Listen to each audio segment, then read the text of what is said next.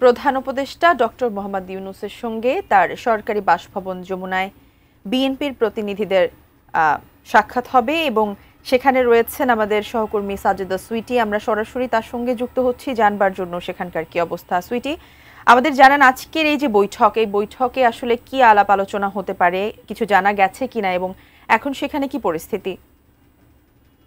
প্রধান উপদেষ্টা ডক্টর মোহাম্মদ ইউনূসের সঙ্গে বিএনপি ৩ জন প্রতিনিধি বসেছেন। একদমই বিগ শট ৩ জন, মির্জা ফখরুল ইসলাম আলমগীর বিএনপি মহাসচিব এবং তার সাথে স্থায়ী কমিটির ২ জন সদস্য আমির খসরু মাহমুদ চৌধুরী এবং সালাউদ্দিন আহমেদ আছেন।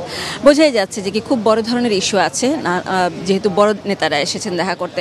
সচরাচর আমরা এর আগেও দেখেছি বিভিন্ন টপিকে প্রধান উপদেষ্টা ডক্টর মোহাম্মদ ইউনূস নিজেও অনেক সময় দলগুলোকে আমন্ত্রণ জানিয়েছেন এবং আজ কিন্তু বিএনপি নেতারা নিজেরাই দেখা করতে চেয়েছিলেন এবং ৬টায় তাদেরকে সময় দিয়েছেন ডক্টর মোহাম্মদ ইউনূস। আমরা এরই মধ্যে সালাউদ্দিন আহমেদের সাথে একটু কথা বলার সুযোগ যখন হয়েছে, তিনি জানিয়েছিলেন যে এখানে আসার আগে তিনি জানিয়েছিলেন যে আগামী যে ফেব্রুয়ারিতে নির্বাচনটি হবে সেই নির্বাচন এবং প্রশাসনের কিছু বিষয় নিয়ে তারা আসলে এখানে দেখা করতে এসেছেন, কথা বলতে এসেছেন। এবং শুধু তো তাই না, যেহেতু বেশ কিছুক্ষণ এই বৈঠকটি চলবে, এই বৈঠকে আরও বিভিন্ন টপিক আসবে। বিশেষ করে এই যে বিভিন্ন পরিস্থিতিতে সব দলকে এক থাকতে বলা হয়, বারবার করে প্রধান উপদেষ্টা ডক্টর মোহাম্মদ ইউনূস যে মতবিরোধের জায়গাগুলো কমিয়ে আনার চেষ্টা করেছেন, ঐক্যটা বাড়াতে বলা হচ্ছিল বারবার করে। কিন্তু আসলে বড় দল হিসেবে এই অন্তর্বর্তী সরকার বারবার করে যাদেরকে গণ্য করেছেন, বিএনপি, জামায়াত এবং এনসিপি, তাদের মধ্যে যে অনৈক্যটা বেড়েছে বা তাদের মধ্যে মতবিরোধটা অনেক বেশি করে দেখা যায়, যে কোনো ব্যাপারে একটু প্রকটভাবে দেখা যাচ্ছে, সেই ব্যাপারটা কিভাবে মিনিমাইজ করা যায় সেই ব্যাপারটা নিশ্চয়ই প্রধান উপদেষ্টার পক্ষ থেকে আরেকটা চেষ্টা এখানে থাকবে।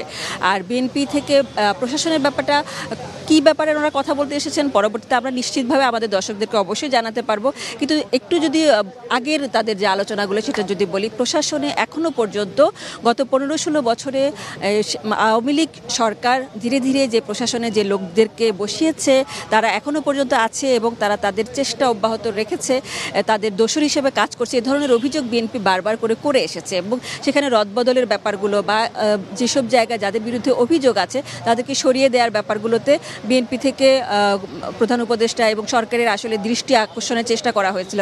সেই ব্যাপারগুলো এখানে আসবে কিনা সেটা আমরা আসলে পরবর্তীতে জানতে পারবো। আর এছাড়াও যেহেতু বিএনপির ভারপ্রাপ্ত চেয়ারম্যান তারেক রহমানের আসার কথা রয়েছে, তিনি নিজেও বলেছেন শিগগিরই আসবেন এবং বলা হচ্ছে যে কি নভেম্বরের মাঝামাঝিতে মানে শেষার্ধে ওনার আসার কথা, ১৭ তারিখ ২০ তারিখ এ ধরনের তারিখগুলো পড়ছে। কবে আসবেন সেটি নিশ্চিতভাবে যদিও তাদের পক্ষ থেকে তারিখ জানানো হয় না, কিন্তু শিগগিরই যে আসবেন এবং সেই প্রস্তুতি যে দলের পক্ষ থেকে আছে সেটি অবশ্যই বলার অপেক্ষা রাখে না।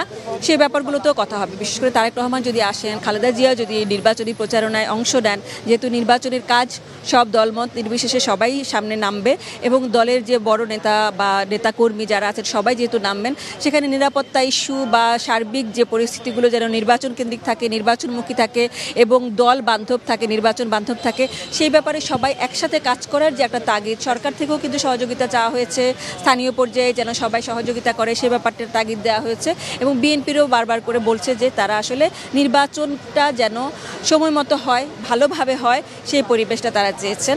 সেই ব্যাপারে নিশ্চয়ই কিছু আলোচনা থাকবে। আর যদি সার্বিকভাবে বলা যায় যে আসলে দলগুলোর অনৈক্যের সুযোগে হোক কিংবা যে কোনো কারণেই হোক না কেন, অনেক রকমের বিশৃঙ্খলার সুযোগগুলো হয়, আইনশৃঙ্খলা পরিস্থিতি অনেক ক্ষেত্রে দেখা যায় হাতের মধ্যে থাকে না, নাগালের মধ্যে থাকে না, যার কারণে বিতর্ক তৈরি হয়, অনেক রকমের নাগরিক নিরাপত্তার ইস্যুগুলো নিয়ে সমালোচিত হচ্ছে সরকার এবং দলগুলো, সেই ব্যাপারগুলো নিশ্চয়ই আলোচনায় আসবে।